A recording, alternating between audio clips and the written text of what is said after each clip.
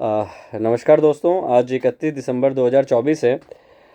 सबसे पहले आप लोगों को नए साल की शुभकामनाएं इन एडवांस। तो ये वीडियो मैं एक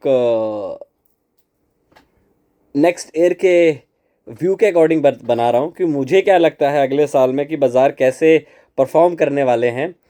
तो इस वीडियो में हम बात करेंगे जैसे कि मुझे जो सेंस लग रहा है बाज़ार में, अभी 2-3 महीने बाज़ार में जो हुआ है, अगर उससे हम एक व्यू निकालने की कोशिश करें बाज़ार में, तो मेरे हिसाब से बाज़ार जो है वो एक काफ़ी ज़्यादा ये इस बाज़ार को देखते हुए एक पॉसिबिलिटी बनती है कि हम नेक्स्ट ईयर जो है एक रेंजी बाज़ार में रहने वाले हैं। देखो, रेंजी बाज़ार में रहने के कुछ कारण हैं जो मैं आपसे शेयर करूंगा, और आप मुझे बताइएगा कमेंट्स बॉक्स में कि क्या आपको ये लगता है कि इस तरीके से बाज़ार में मोमेंटम रहता है कि नहीं रहता है। पहले हम बात करते हैं 2020 की। अब 2020 की अगर हम बात करें तो 2020 में हमने ऑलमोस्ट बॉटम से जो हमने हाई बनाया, तो हमने 6000 पॉइंट की रैली करी। मतलब जो वाइड बाज़ार की जो रेंज थी वो ऑलमोस्ट 6000 पॉइंट नीचे से आप ऊपर की तरफ गए। आप 12000 से पहले 7000 आए, फिर 7000 से आप वापस ऊपर गए। तो आपने ऑलमोस्ट 6000 पॉइंट की बाज़ार में एक रैली करी बॉटम से अगर हम बात करें तो। मतलब जो बाज़ार का रेंज थी वो काफ़ी ज़्यादा वाइड थी। अगर हम 2021 की बात करें, देखो, तो आपकी जो रेंज थी वो आधी हो गई। मतलब आपने 2021 में 3000 पॉइंट की रैली करी। अगर हम 2022 में जाएं तो वो 2022 में आपने जस्ट 700 पॉइंट का रेंज पॉइंट है, जो मतलब 700 में वो बता रहा हूँ जो मोमेंटम बढ़ा है बाजार में, जो अब ऊपर बंद हुए हो। फिर अगर हम 2023 की बात करें तो नेट में आपने ऑलमोस्ट 3 से 3500 पॉइंट के मोमेंटम में आपने ट्रेडिंग करी। अब 2024 की बात करें तो नेट जो रहा 2024 में वो 1800 पॉइंट का रहा। 2024 से मेरा बोलने का तात्पर्य ये है यहाँ पे कि आपने रेंज तो बड़ी बनाई, बट नेट में आपको 1800 पॉइंट आए। मतलब प्रीवियस ईयर से नेक्स्ट ईयर और आपका नैरो हुआ। तो चांसेस ये हैं इस साल कि बाज़ार जो है एक्सपेंशनरी मार्केट से कॉन्ट्रैक्टिंग मार्केट में आ रहा है। जब बाज़ार एक कॉन्ट्रैक्टिंग मार्केट में आता है तो आपको अपने माइंड सेट को उसके अकॉर्डिंग भी प्लान करना होता है। देखो, ये सेम सिचुएशन बैंक निफ्टी में भी बनेगी, क्योंकि मार्केट की जो रेंज है वो काफ़ी नैरी होती चली जाएगी। जब बाज़ार की जो रेंज है जब वो नैरो हो जाती है, उससे मार्केट में काम करने में काफ़ी तकलीफ होती है, क्योंकि मार्केट की जो टेंडेंसी होती है जो बड़े मूव देने की, वो चेंज हो जाती है। तो हमें अपनी इस माइंड सेट को बदलना पड़ेगा नेक्स्ट ईयर के लिए। तो जो हमारी टेंडेंसी है बड़े पॉइंट्स लेने की कि हम 200 पॉइंट लेंगे, 500 पॉइंट लेंगे बैंक निफ्टी में, और निफ्टी में 50-100 पॉइंट लेंगे, तो उस टेंडेंसी को आपको थोड़ा कम करना पड़ेगा। कम मतलब ये है कि आपको अपनी लोकेशन पे ज़्यादा ध्यान रखना पड़ेगा। तो जो लोग बाज़ार में इस बात का इंतज़ार कर रहे हैं कि बाज़ार 23,000 अगर 850 से 950 से ऊपर जाता है तो आपका ब्रेकआउट हो जाएगा, और वाइस वर्सा अगर बाज़ार 23,200 के नीचे जाता है तो ब्रेक डाउन हो जाएगा।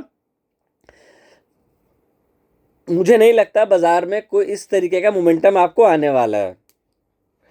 तो इस तरीके से अगर आप ट्रेडिंग के प्लान कर रहे हैं कि ब्रेकआउट और ब्रेक डाउन ट्रेडिंग करने के लिए, तो आपको आने वाली मार्केट में काफ़ी ज़्यादा परेशानी हो सकती है। इसका रीज़न ये है क्योंकि जो मार्केट है वो लॉन्गर टाइम तक, bye staying sideways for a longer period of time, तो बाज़ार जो है वो काफ़ी लंबे समय तक एक साइडवेज रह सकता है।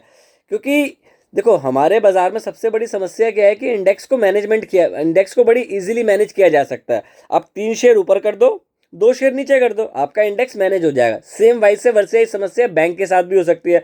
आपने HDFC और ICICI को ऊपर खड़ा कर दिया, SBI और कोटक और इंडसइंड को अपने डाउन कर दिया, तो आपका मोमेंटम बराबर हो जाएगा, तो आपका इंडेक्स ऑटोमेटिकली मैनेज हो जाता है। अब इसकी एक सबसे बड़ी वजह क्या है कि सारी दुनिया में जो है ना लिक्विडिटी टाइटनिंग हो रही है। अब लिक्विडिटी टाइटनिंग क्या होती है?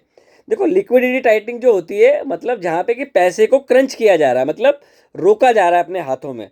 अगर वो पैसा बाजार में नहीं आएगा तो लिक्विडिटी क्रंच हो जाएगा। क्यों? क्योंकि आपकी इन्फ्लेशन ऊपर है, कंपनी की जो अर्निंग है वो नहीं आ रही है।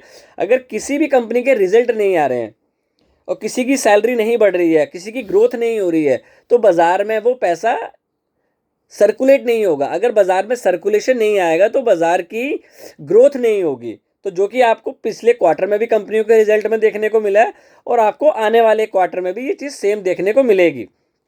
तो जो आप चीज़ देखते हो कि सेम कलर की बार बन जाती है कि जैसे रेड बन गई, फिर रेड बन गई, फिर रेड बन गई, तो इसके ऑड काफ़ी कम हो जाएंगे वीकली बेसिस के अकॉर्डिंग, कि आपकी 2 वीक में अगर रेड रेड बनी है, 3 रेड बन गई, तो अगले दिन आपका फिर कंटिन्यू रेड होगा, उसकी संभावना कम होती चली जाएगी। अब क्यों? क्योंकि हम एक्सपेंशनरी मार्केट से कॉन्ट्रैक्शनरी मार्केट में आ रहे हैं। तो आपको काफ़ी जल्दी और स्मॉल प्रॉफिट बुक करने पड़ेंगे इस तरीके के बाजार में, और अपना माइंड सेट है उसके अकॉर्डिंगली आपको चेंज करना पड़ेगा। क्यों करना पड़ेगा? क्योंकि मैं दोबारा बोल रहा हूँ, एक्सपेंशन में थे हम, एक्सपेंशन मतलब बड़े मोमेंटम में थे, अब हम स्मॉल मोमेंटम में आने वाले हैं। तो आपको कॉन्ट्रैक्टिंग मार्केट में अपने माइंड सेट को उसके अकॉर्डिंगली बनाना पड़ेगा। क्यों? क्योंकि अगर टाइटनिंग लिक्विडिटी है मार्केट में, ऐसा कोई फ्रेश ट्रिगर भी नहीं है, तो फ्रेश बिल्डअप क्यों होगा बाजार में?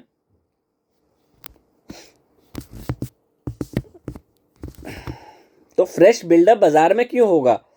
क्योंकि अगर आप देखें तो ये एक तरीके की ना आइडियल इक्विटी मार्केट नहीं है। क्योंकि आइडियल इक्विटी मार्केट वो होती है जहां पे आपकी लिक्विडिटी टाइटनिंग ना हो रही हो, आपकी अर्निंग रिजल्ट अच्छे आ रहे हो, आपका इंटरेस्ट रेट नीचे जा रहा हो। ये तीनों चीज़ें बाजार में नहीं है। अगर ये सारी चीज़ें बाजार में नहीं है तो ये आइडियल इक्विटी सिनेरियो नहीं हुआ बाजार में। तो आपको अपनी जो उम्मीदें हैं बाजार से कि हमें बड़े पॉइंट्स मिलते हैं, वो नहीं मिलेंगे बाजार में। तो आपको ऑन ग्राउंड ये चीज़ देखनी पड़ेगी कि लिक्विडिटी टाइटनिंग हो रही है, तो हमें बड़े मूव के जो हमारे एक्सेप्टेशंस बनी हुई है कि बड़े मूव्स लेने हैं, वो बड़े मूव से आपको बाहर आना पड़ेगा और छोटे मूव्स लेने पड़ेंगे। अगर आप मेरे से पूछो कि कल बाजार 2 दिन में क्या होने वाला है, क्या बाजार 25,000 जाने वाला है या 22,000 जाने वाला है, देखो हो सकता है, और इसका जवाब देना इतना इंपॉर्टेंट भी नहीं है। क्यों? हो सकता है कि बाजार जाए, हो सकता है कि ना भी जाए। क्या आप इससे ट्रेडिंग कर सकते हो?